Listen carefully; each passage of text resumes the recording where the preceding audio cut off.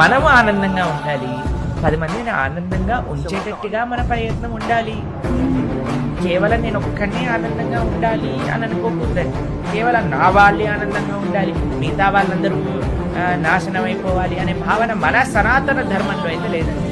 అందుకే మనం లోకా సమస్త సుఖినో భవంతు, సర్వే జనా సుఖినో భవంతు అని మనం ప్రార్థన చేస్తాం.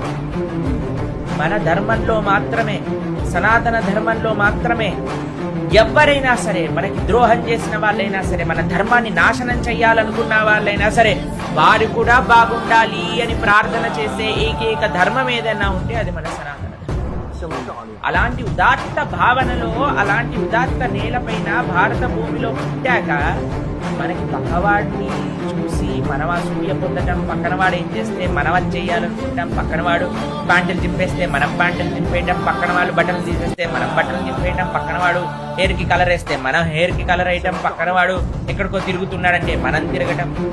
మనకి మన జీవితం ఏంటి, నా ఆరోగ్యం ఏంటి, నా కుటుంబం